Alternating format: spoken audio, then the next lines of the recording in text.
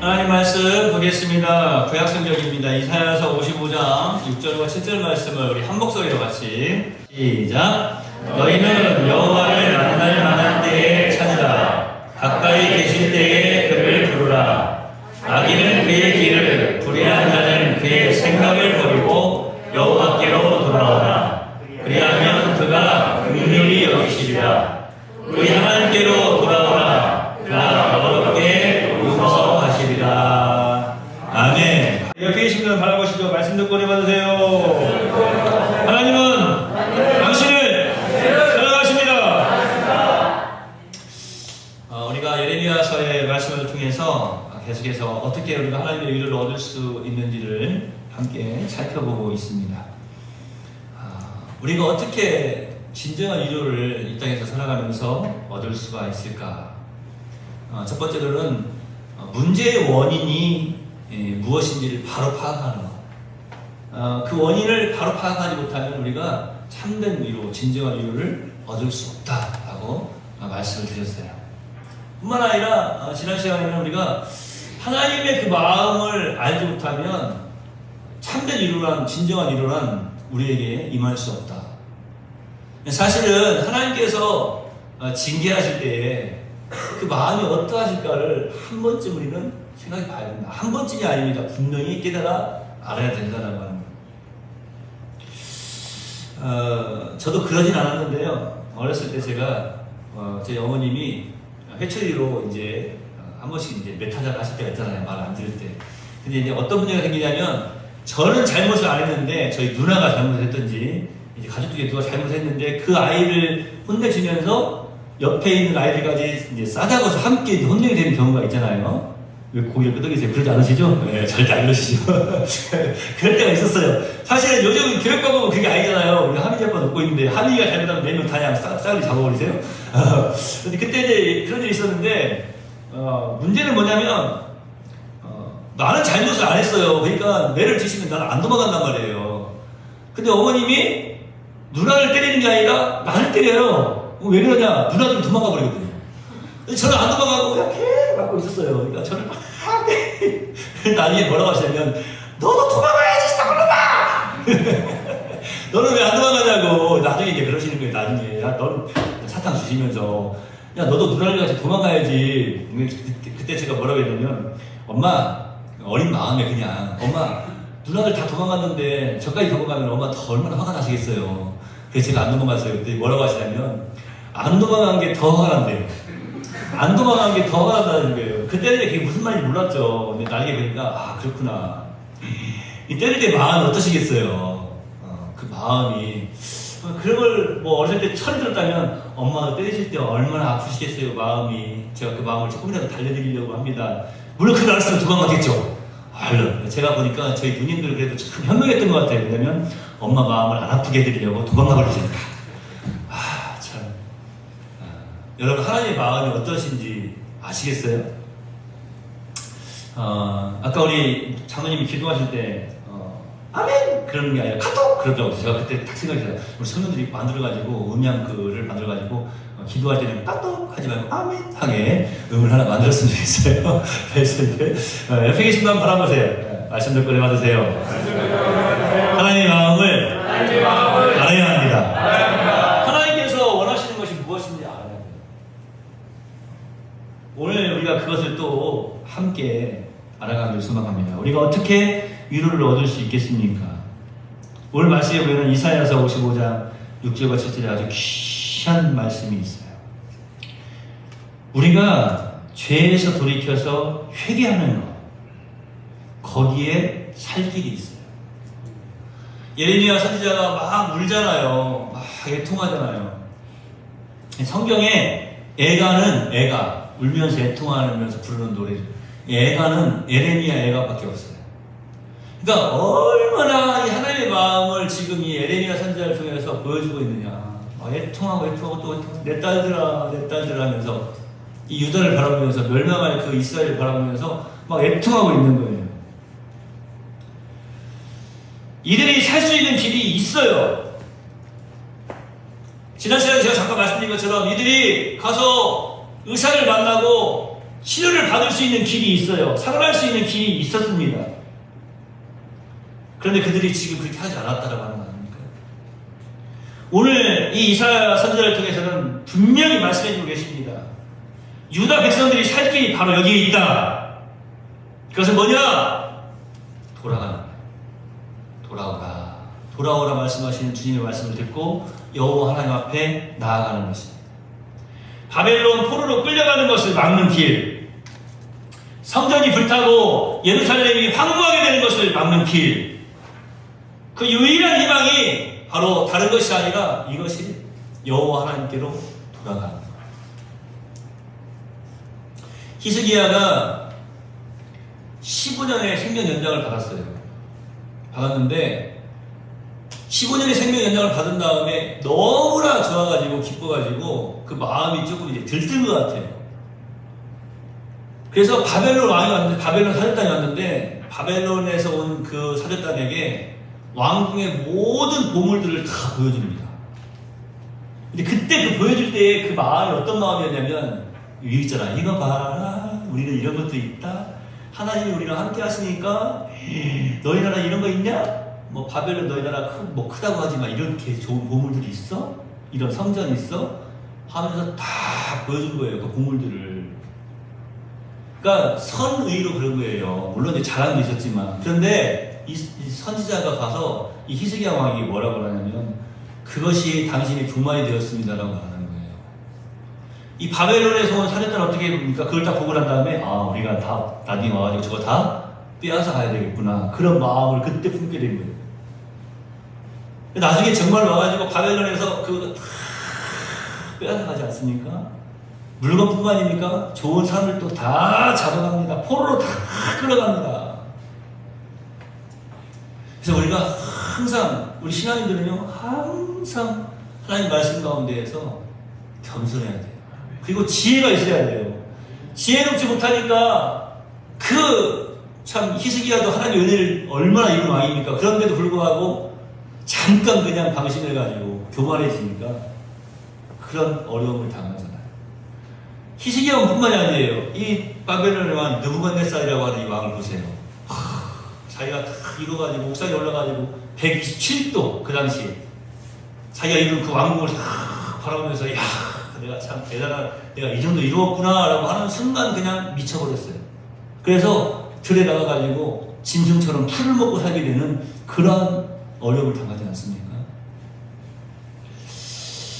우리는 항상 여호와를 생각해야 돼요. 더더욱이 하나님을 떠나 있는 자라면 살 길을 하나밖에 없는 거예요. 여호와께 돌아가는 거예요. 성전이 불타고 모든 보물을 다 빼앗기고 예루살렘이 황무하게 되는 것을 막는 유일한 방법, 사랑하는 자녀들이, 사랑하는 백성들이 포로로 질질 끌려가서 어려움을 당하는 그러한 삶을 살아가는 것을 막을 수 있는 유일한 방법, 그 유일한 희망, 다른 것이 아닙니다. 여호와께 돌아가는 거예요. 예레미야 선지자가 마음에 근심을 했다고 했잖아요. 그 근심이 얼마나 참 심했을까 한번 생각을 해봤어요.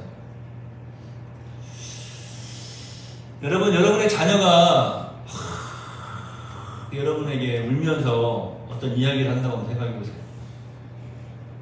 그게 좋은 일이면, 나 합격했어! 그래서 좋은 일 오면 기쁘겠지만, 너무 힘들고 어려운 상황에서 막 울면서 막 고함을 지르고 그러면, 괴로워하고 그러면 그 부모의 심정이 어떻겠습니까? 아마 계속 남을 거예요. 그 순간이 계속 남을 거예요.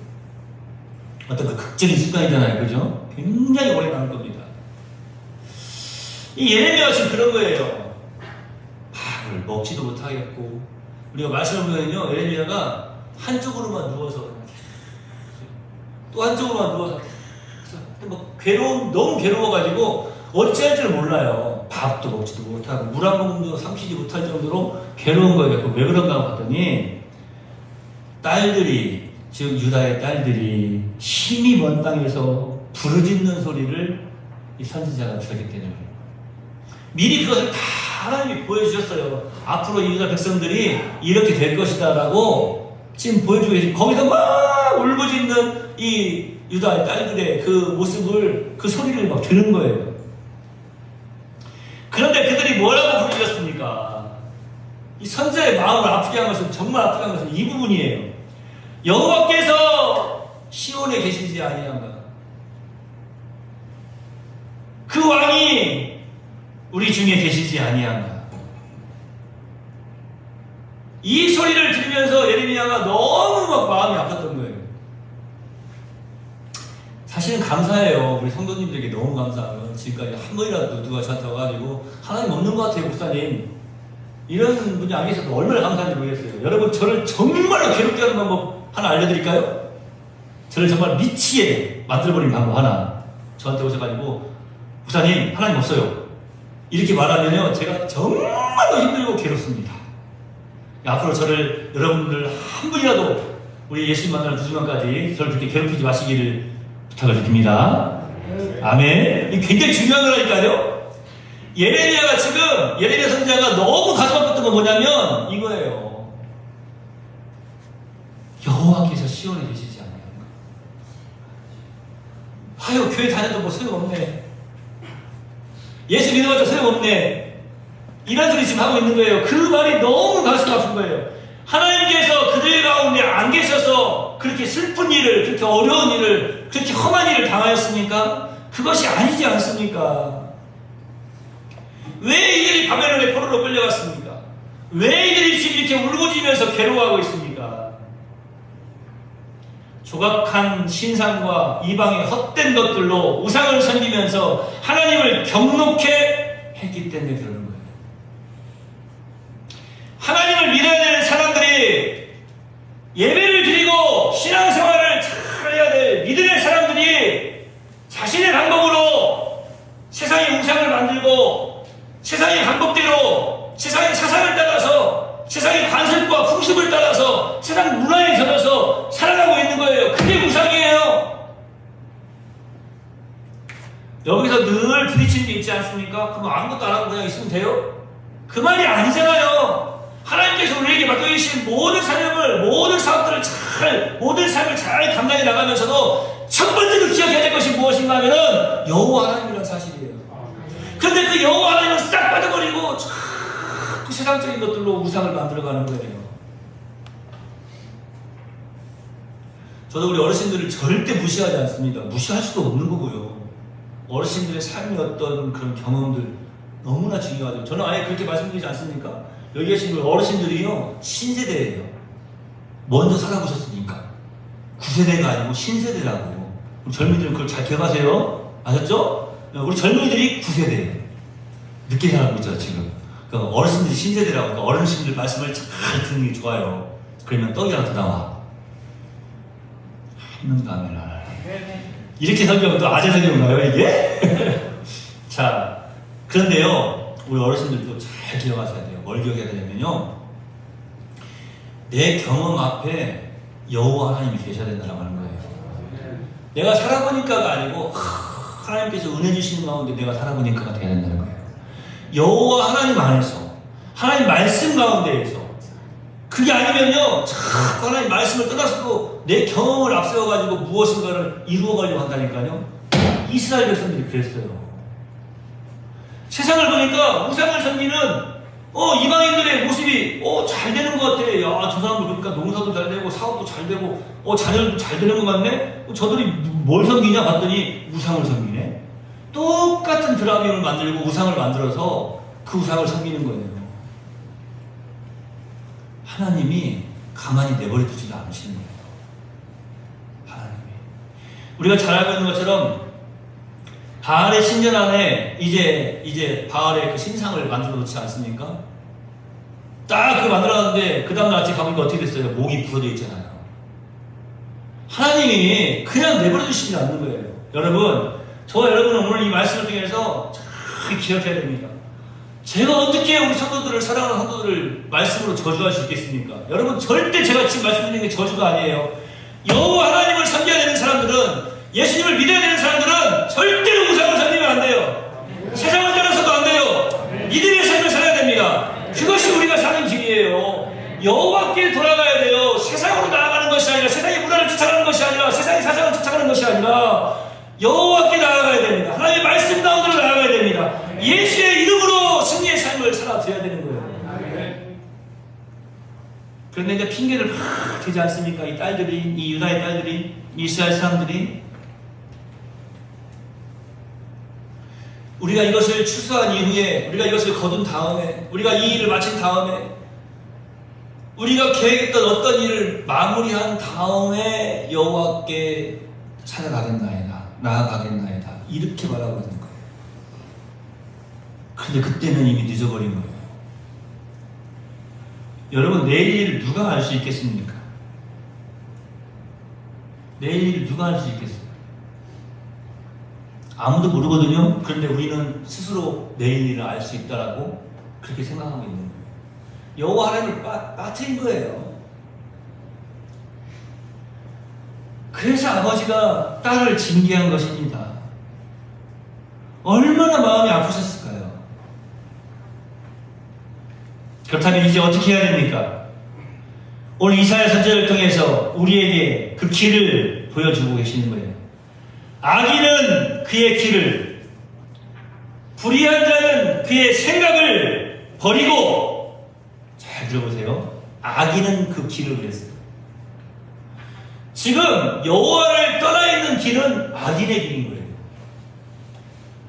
주의 말씀을 떠나 있는 그 생각은 불의한 생각인 거예요.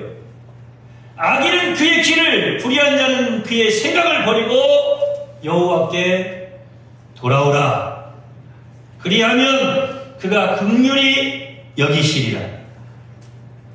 우리 하나님께로 돌아오라. 그가 너그럽게 용서하시리라. 할렐루야. 여러분, 제가 질문 아닌 질문, 질문 하나만, 답은 뻔한 질문인데요. 그래도 여러분 대답 한번 해보세요. 바벨론에 포로로 끌려가기 전에 여호와께 돌아갔으면 포로로 끌려갔겠습니까?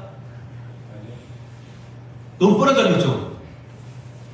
아니에요.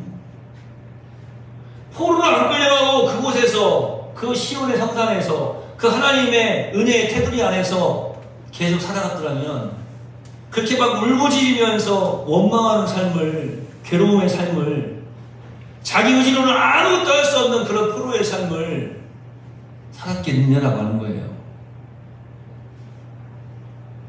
지금이라도 돌아가야 돼요. 여호와께. 이게 무서운 거라니까요. 아예 하나님을 모르는 사람들이 아니었어요. 그러니까 가가지고 괴로움을 당하면서도 뭐라고 말하냐면, 시온의 여호와께서 계시지 아니하는가, 성산의 여호와께서 계시지 아니하는가. 하나님을 알아요. 여호와는 알아요. 하나님을 예수님을 알아요. 모르는 게 아니에요. 그런데 여호와께 진짜 돌아가지도 않는 거예요. 예수님의 이름으로 살지도 않는 거예요. 그리스도답게 살지도 않는 거예요. 그리고 난 다음에 계속 괴로워하는 거예요.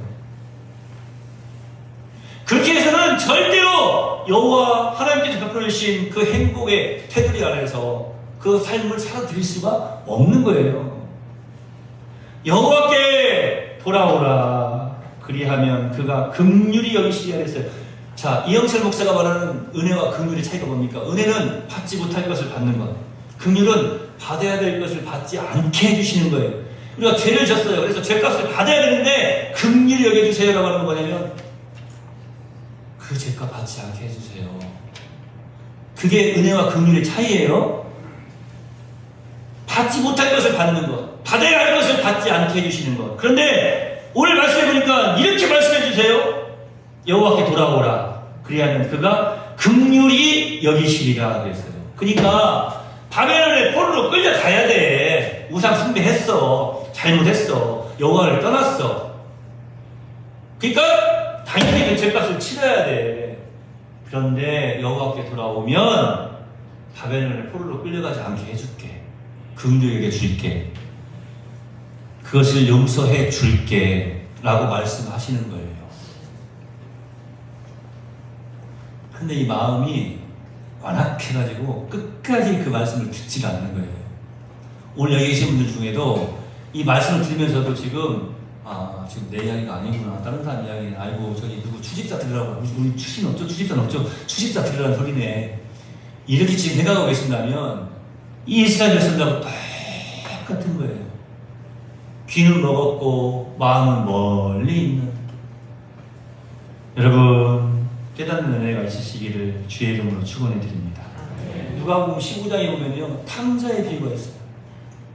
그 사실은 그 탕자의 비유라고 하는 이름 자체도 잘못됐어요. 탕자의 비유 그러면 안 되고 아버지 용서하시는 아버지 긍휼히 여기시는 아버지 아버지의 마음이라고 하는 게 더 나아요.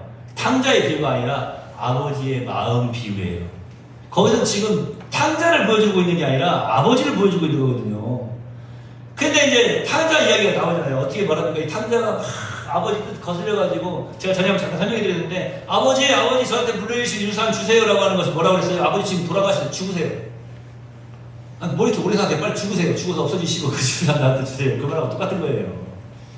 그렇게 하여튼 이렇게 죄송하지만 그렇게 네 가지 없는 행동을 지금 이 아들이 하고 떠나가지 않습니까? 떠나가가지고 허랑방탕했다고 해서 허랑방탕 말 그대로 그냥 그런 타락한 삶을 삽니다.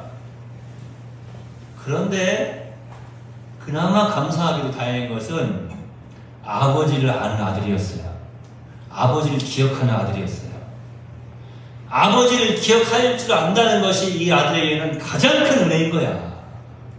다행스럽게 그냥 거기서 끝나고 죽어버리는 것이 아니라 아버지를 기억하고 뭐라고 기억합니까? 내 아버지 중에는 막 품삯도 많이 받고 풍족한 그런 하인들 일꾼들이 많이 있지 않냐. 내가 가서 아버지의 아들이 아니라 정말로 일꾼으로 내가 품꾼으로 살아야 되겠구나. 그런 종으로 살아야 되겠구나. 이런 마음으로라도 하면 그만큼 낮아지겠다라고 하는 거죠. 그만큼 지금 회개하고 있는 거예요. 하여튼 어쨌든지 아들이 이제 돌아옵니다.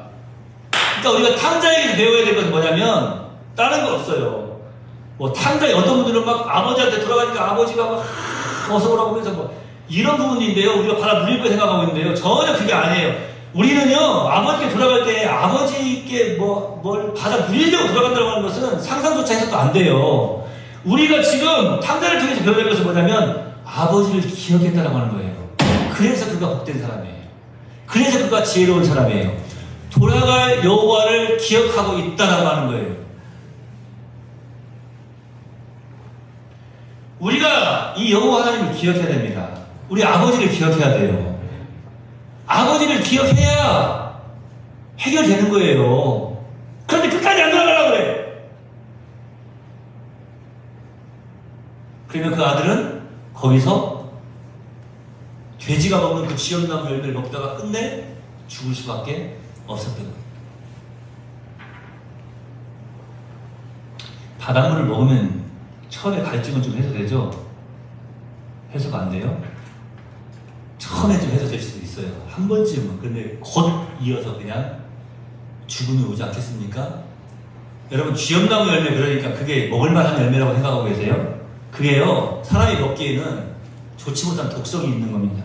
처음엔 조금 이렇게 허기진 배를 채울 수 있을지 모르겠지만 곧바로 속이 쓰리어오고 쉽게 말해서 그냥 설사하면서 그냥 곧 조금 있으면 그냥 죽을 수밖에 없는 그러한 상태에 있는 거예요. 이 아들이. 이런 표현 죄송하지만 정말로 그냥 곧 죽을 수밖에 없는 상태였다니까요. 그런데 그 순간에라도 그냥 거기서 죽어버리지 않고 아버지를 기억했더라고요. 우리가 배워야 될 건 그거예요. 그런데요, 아무것도 기대할 수가 없는 그런 상황임에도 불구하고 아버지를 기억하고 아버지께 돌아갔더니 아버지가 그를 기다리고 계셨다라고 하는 거예요.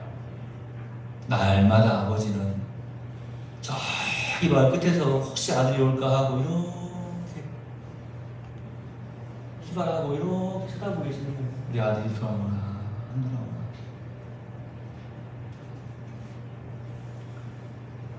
그런데 아버지의 품을 그리워하고 아버지를 기억하고 돌아오는 그 아들을 바라보면서 아버지가 어떻게 합니까? 말 그대로 버선발로 신발도 신지 않고 맨발로 뛰어나가서 아들을 맞이하고 돼지가 먹는 짐승이 먹는 쥐없는 열매 그 돼지 우리의 3개 먹었으면 냄새도 징그럽게 났을 텐데 가서 끌어안고 입 맞추고 들어오라. 냄새도 얼마나 나겠어요. 그런데 가서 막 끌어안고 입 맞추고 느낌이 안 오세요? 오늘 끝나고 저기 멍멍이들 6마리 있는데 가가지고 막 눈곱 껴있고 여기 막 고춧가루 묻어 이렇게 끌어안고 혹시 냄새도 날 거예요. 제일 싫어하는 분 계시네. 가서 가면 막 손 내밀고 막 그런다고. 싫어하는 사람들은 한번 생각해보자고요. 냄새도 얼마나 나겠어요. 그런데 끌어안고 입을 맞추고 그 뒤에 비로소, 잘 보세요, 그 뒤에 비로소 더러운 옷을 벗기고 목욕을 시키고 제일 좋은 옷을, 비단 옷을 갖다 입히고 손가락에는 가락지를 끼워줍니다. 그 가락지는 뭐라고 그랬죠? 아버지의 아들이라고 하는 것을 다시 인정해주는, 회복시켜주는 가락지. 여호와께 돌아가야 회복이 되는 거예요. 여호와께 돌아가야 치유함을 받는 거예요. 여호와께 돌아가야 사랑받습니다. 끌어안고 입을 맞춰주시잖아요. 우리의 삶의 모습을 보면은 더러워서 쳐다볼 수도 없고 고개를 돌릴 수밖에 없는 그런 환경이라 할지라도, 힘들고 어렵고 복잡한 상황이라 할지라도 여호와께 돌아가면 하나님께서 끌어안고 입을 맞춰주시고 사랑해주시고 보듬어주시고, 하나님께서 끌어안고 입을 맞춰주시고 사랑해주시고 보듬어주시고 회복시켜주시는 줄로 믿습니다. 저는요, 이 탕자의 형도 좀 봐야 된다고 생각해요. 이 탕자의 형도 참 멋진 사람이에요. 왜냐면 우리에게 그거를 보여주는, 나쁜 쪽에서만 보지 마시고, 이야 저렇게 부러워하고 샘을 내는구나. 형이 샘을 낼 정도로 사랑을 해주셨단 말이에요. 세상 사람들이 샘을 낼 정도로 우리를 사랑해 주시고 회복시켜 주시고 이렇게 세워주시는 그 하나님의 은혜를 우리가 체험하고 그들에게도 샘이 나게끔 해줘야 되지 않겠어요? 그 정도로 사랑해 주셨단 말이에요. 그 정도로 회복시켜 주시고, 동네 사람들 다 초청해가지고 잔치를 벌이지 않습니까? 여기에서 우리가 참된 위로를 발견할 수 있는 것입니다. 여러분, 이스라엘이 위기를 해결하고자 어떻게 했습니까? 그들은 아버지께 돌아가지 않았어요. 여호와께 돌아가지 않고요. 이스라엘이요, 다른 나라 바벨론이 막 침공해오고 주변에 있는 마스로 다른 막 국가들이 막 침공을 해오니까 이 이스라엘이 한 행동이 뭔지 아세요? 전에 자신들이 종으로 살았던 그 옷, 애굽을 찾아가요. 애굽을 찾아가가지고 애굽에게 도와주세요, 우리를 좀 도와주세요, 이렇게 애굽을 찾아갑니다. 그것이 더 멸망을 빨리 앞당기게 된 거예요. 여기서 우리가 잘 깨달아야 됩니다. 애굽은요, 이스라엘이 돌아올 때에는 바벨론을 대적할 만큼 혹은 아수르를 대적할 만큼 큰 이제 국가였어요. 힘이 있는 국가였어요. 그러니까 이스라엘이 가가지고 애굽을 찾아간 거예요. 그런데 그게 더 올무가 돼버린 겁니다. 하나님 보실 때에도 얼마나, 사실 좀 이런 표현 죄송하지만 하나님 얼마나 짜증 나셨을까. 그죠? 네? 여러분 짜증 안 나시겠어요? 네? 내 자녀가 항상 같이 있으니까, 내 자녀가 나한테 찾아와가지고 아버지 도와주세요 그래야 되는데 옆집 남자 찾아가가지고 도와달라고 하고 있어. 너를 도와줄 수 있는 힘이 있는, 온전히 진정하게 위로할 수 있는 그 사람은 바로 난데, 옆집 아저씨 찾아가가지고, 옆집 외국 아저씨 찾아가가지고 도와달라고 그런다고요. 왜요? 여러분 지금 이해가 안 되잖아요. 왜요? 왜 그러는 거예요 도대체? 그런데 우리의 모습을 보면 그럴 때가 많다니까요. 자꾸 아버지를 찾아가야지 자꾸 옆집 애국 아저씨를 찾아가고 있다는 거예요. 왜 그러냐고요. 세상의 방법으로는요, 진정한 위로를 찾지 못합니다. 진정한 회복이 있을 수가 없는 거예요. 우리 하나님은 우리의 모든 삶을 지켜보고 계십니다.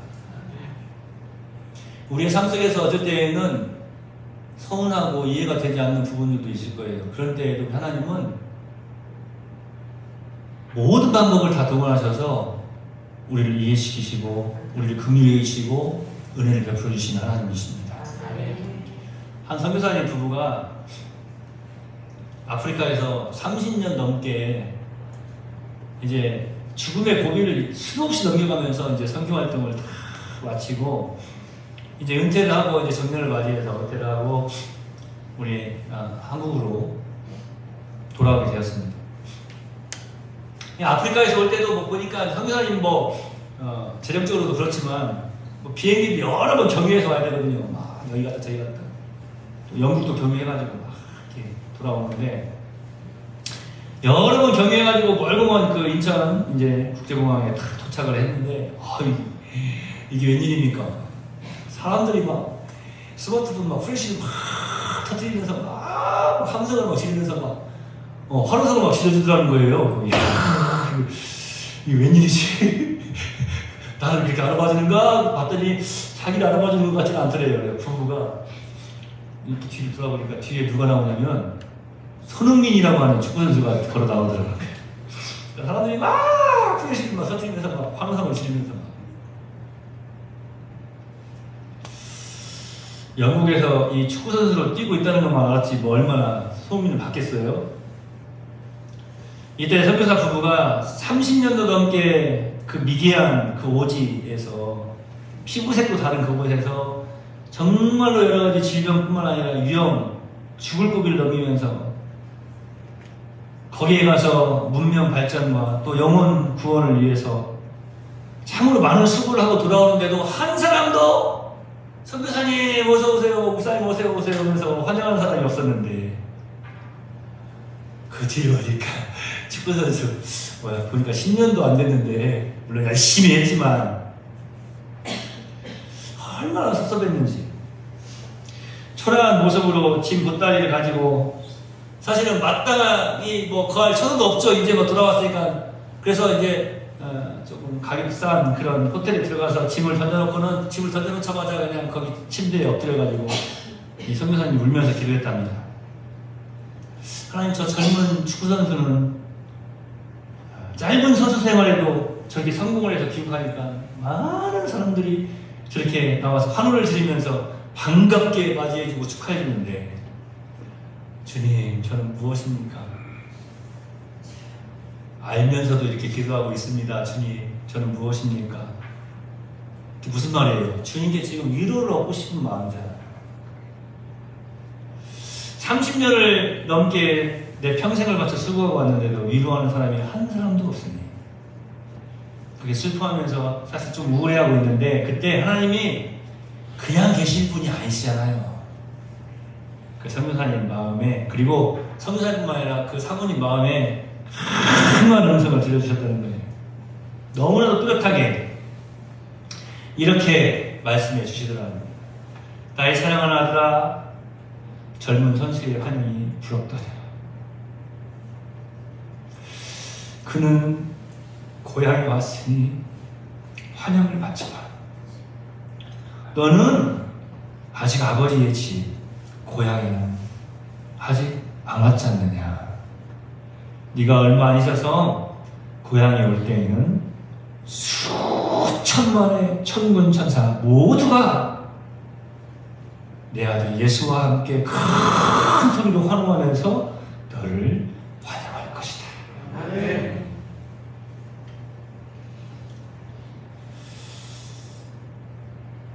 우리가 이 땅에 살면서 위로를 받을 수 있는 유일한 길이 무엇이겠습니까? 그것은 하나님이 주시는 위로입니다. 어떤 자를 위로하십니까? 문제의 원인을 자기 자신에게서 분명하게 발견하고 하나님의 그 애절한 마음을 인식하고 무엇보다도 아버지를 기억하고 하나님께로 회개하고 돌아오는 자를 우리 하나님은 진실되게 위로하시는 것입니다. 그렇습니다. 우리 하나님은 절대로 언약의 백성을 버리시지 않으십니다. 자기 백성의 상황을, 자기 백성의 그 연약함을 자신의 연약함으로 인식하고 괴로워하시고 안타까워하시고 고통스러워하십니다. 그리고 그 백성들의 부르짖음과 좌절에 아버지의 심정으로 다가가시는 하나님이십니다.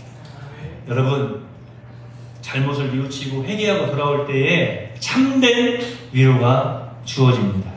그것은 세상이 줄 수 없는 것입니다. 저는 오늘 데살로니가 후서 2장 16절에 또 17절의 말씀으로 여러분을 축복하면서 이 말씀을 맺고자 합니다. 우리 주 예수 그리스도와 우리를 사랑하시고 영원한 위로와 좋은 소망을 은혜로 주신 하나님 우리 아버지께서 너희 마음을 위로하시고 모든 선한 일과 말에 굳세게 하시기를 원하노라. 기도합니다. 하나님 감사합니다. 우리 마음을 위로하시고 모든 선한 일과 말에 굳세게 하시는 분은 오직 여호와 하나님, 우리 아버지 하나님밖에 없습니다. 아버지를 기억하고 돌아갈 수 있는 자는 참 행복자가 아니겠습니까?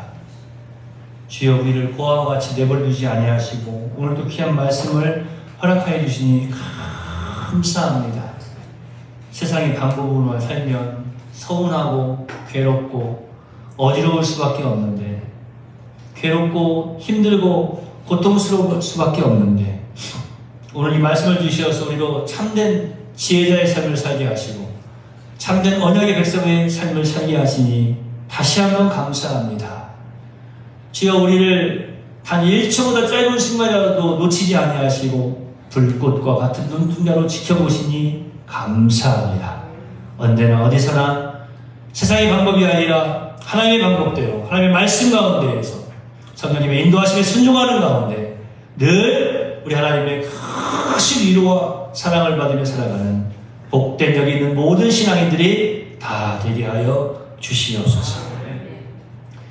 우리도 어쩌면 자꾸만 애굽을 찾아가서 도움을 청하고 세상의 방법대로 이제 도움을 구하고 자꾸만 지금까지 살아온 나의 경험에 비추어서 살아가려고 하고 있지는 않는지, 주님 애굽을 바라보며 애굽을 향하여 나아가는 이 어리석은 자를 용서하시고 언제나 하나님의 사람답게 성령님의 인도하심 따라서 오직 우리 주 예수 그리스도를 바라보는 귀한 신앙인들, 믿음의 사람들 되게 하여 주시옵소서. 우리 연약함을 용서하시고 더욱더 믿음에 굳게 서게 하옵시며 지금까지 살아오면서 또한 범죄한 것이 있으니까 하나님의 마음을 안타깝게 하고 또 괴롭힌 적이 있으니까 주여 용서해 주시옵시고 다시 한번 회개하고 여호와께 돌아가는 귀한 신령들이 다 되도록 인도해 주시옵소서. 우리 가족들이 되게 하여 주시옵소서. 우리 자녀들이 되게 하여 주시옵소서. 우리 성도들이 되게 하여 주시옵소서. 우리의 모든 이웃들이 되게 하여 주시옵소서. 예수님의 이름으로 거룩하신 아버지 앞에 간절히 기도하옵나이다. 아멘.